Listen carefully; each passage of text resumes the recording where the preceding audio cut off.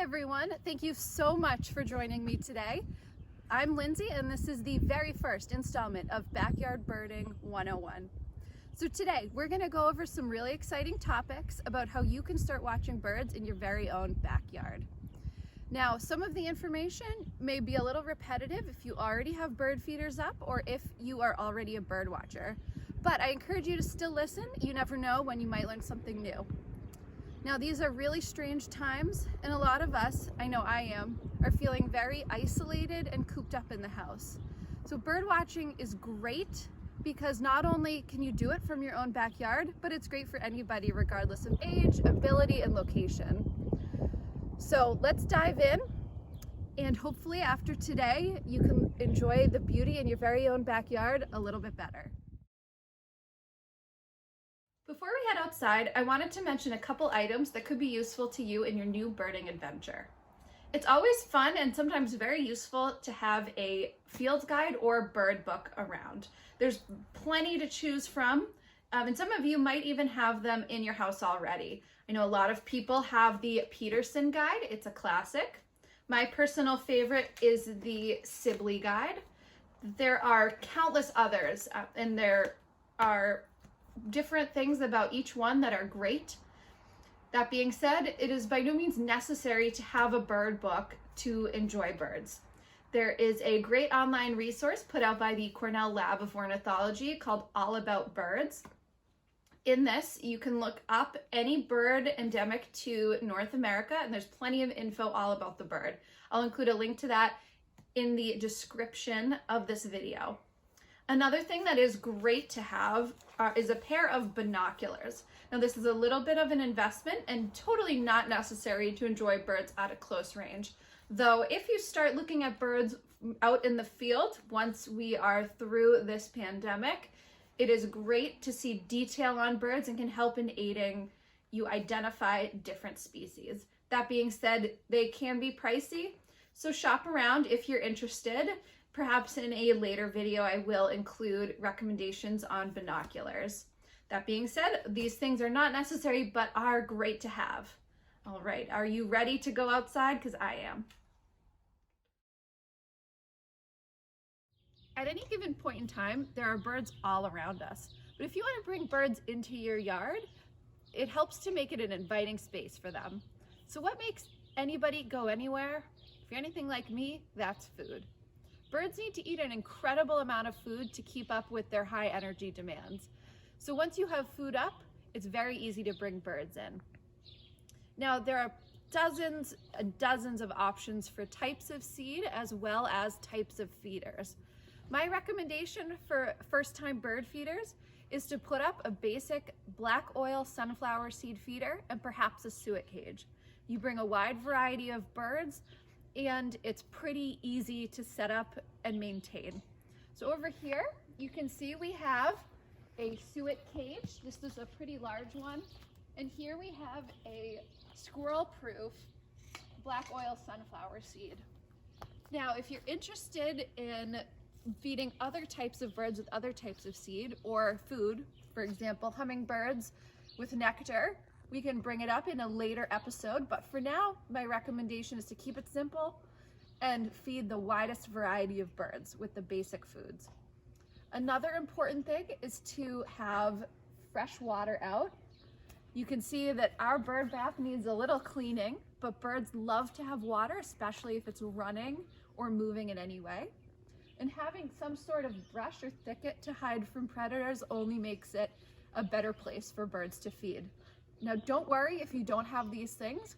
If you live in an apartment, for example, there are lots of options. You can have smaller feeders. There are window feeders. There's shell-less bird seed. There are options for everybody.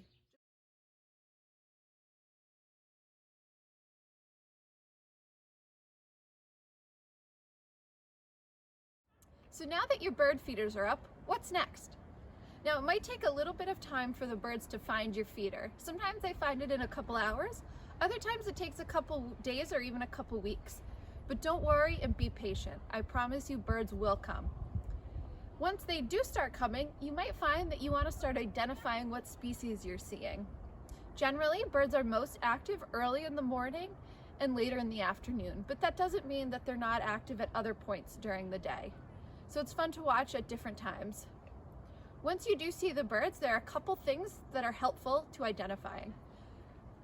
To start, you might want to have either a notebook and pencil or your phone or some way to record details that you've seen. And then once you start watching the birds, there are two helpful things to pay attention to: what the bird looks like and what the bird sounds like. So you might observe the bird's on the ground. It's climbing a tree. It's bigger than the bird next to it. It's smaller than the bird next to it. It's red, it's yellow, it's brown. Or it sounds very loud, it's very quiet, it's making a certain noise. Whatever details you have will be helpful to you in identifying the bird. So once you have your information, go back to your bird book or your online resource, whatever works for you, and go ahead and try to figure out what you're seeing and enjoy all those birds.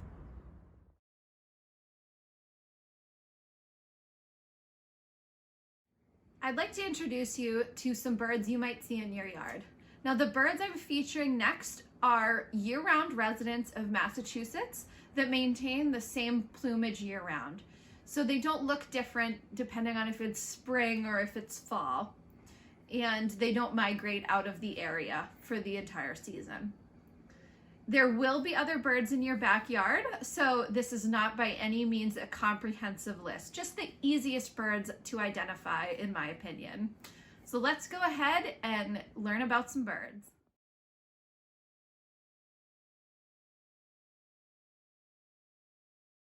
Let's start by looking at one of our most beloved bird species of the Northeast, the black-capped chickadee. Chickadees are well known for their very cute expression and extremely curious nature. They're quick to find new food sources, so this will probably be one of the first birds you see at your feeder. Keep an ear out for their distinct chickadee-dee-dee call, and enjoy watching the Massachusetts state bird. Next up is a close relative of the black-capped chickadee, the tufted titmouse. Tufted titmice are often seen flying into feeders, grabbing a seed, and flying back to a perch to crack it open. They have an extremely loud voice despite their small size and can often be heard singing their Peter Peter song from nearby trees. Keep your ears open and watch for this bird's fantastic acrobatics. Here we have the white-breasted nuthatch, one of my personal favorites. Oftentimes you can see these compact songbirds climbing up and down tree trunks, seeming to defy gravity. They often use their large bill to wedge seeds behind bark and stab them open. Keep an ear out for their nasal honking sound and watch for their undulating flight. Next up is the Carolina wren. Though tiny, this rich cinnamon-colored bird is extremely loud. Listen for its unmistakable tea kettle, tea kettle, tea kettle calls, particularly in the summer. Though shy to come to feeders, the Carolina wren can often be seen hopping through wood piles or fallen brush. Traditionally, these birds were more of the southern variety, but have been spending their winters up north more and more in recent years. A common bird of front lawns and telephone wires is the mourning dove. This ground foraging bird, though sweet and plump looking on the ground, is an incredibly agile flyer. Listen for the whinnying noise its wings make as it takes off. They also are known to make a cooing noise, especially during the day, which is often mistaken for an owl. These birds will readily eat seed off the ground, so check under your feeders for these sweet doves. Though small, the downy woodpecker is mighty. These birds will regularly visit suet feeders and can often be heard drumming on nearby trees, either marking their territory or searching for insects. Look for the plumage on the back of their head. If you see red, you know it's a male, and if you don't see red, you know it's a female. These tiny woodpeckers can often be seen clinging to trees with their large feet, climbing up and down, pecking along the way. No tutorial on backyard birding would be complete without mentioning the blue jay. There is not one subtle thing about these birds. They're bright blue, loud, and they are not afraid of anything. Look for them flying into your feeder, making a racket. They particularly love large seeds such as peanuts or acorns. They're incredibly intelligent and form tight social groups, and they are incredibly entertaining to watch. Here we have the northern mockingbird. Though not known to regularly visit feeders, these birds do appreciate berries growing in your backyard and love to perch on thickets. The mockingbird is a known mimic and can make a wide variety of sounds. If you're hearing a lot of strange bird noise, check for a mockingbird. They're quite territorial and will often chase off other birds. Check for their white wing patches as they fly. Last but not least, we have the song sparrow. This streaky, subtle sparrow is one of the most widespread songbirds in North America. Listen for its sputtery, cheery song from a conspicuous perch nearby. They love brushy vegetation and will often hop around the ground. They do come to feeders, and they are a real treat if you get to hear them singing in your yard.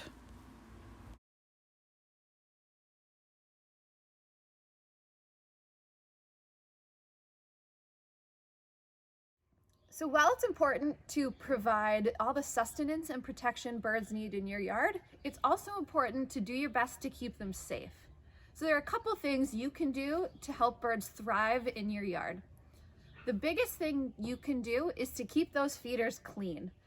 To keep your feeder clean, a few options to wash it are to empty it, of course, and soak it in a bleach dilution, which is 9 parts water, 1 part bleach. Soak it for 10 minutes and rinse and dry thoroughly.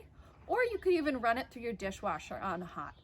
All of those things will help prevent the passage of disease, especially in hot and humid weather. Clean it as often as every week.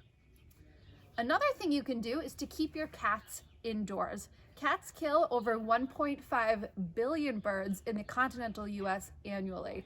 So that is an easy measure you can do to keep birds safe and populations thriving. Last, but certainly not least, is to help prevent window strikes. Birds often fly into windows, such as the one behind me, because in the reflection they can see foliage and sky, and it looks like an exciting flight path into a different space. Unfortunately, oftentimes collisions kill birds, and that is not something you want in your yard. And in the US, it kills 1 billion birds annually. So a few things you can do are to put barriers over your windows. For example, a screen does the trick, or putting decals in your windows, sun catchers, anything to break up the space. There are things like bird tape or decals that can be seen only from the outside by birds, but don't disrupt your inside.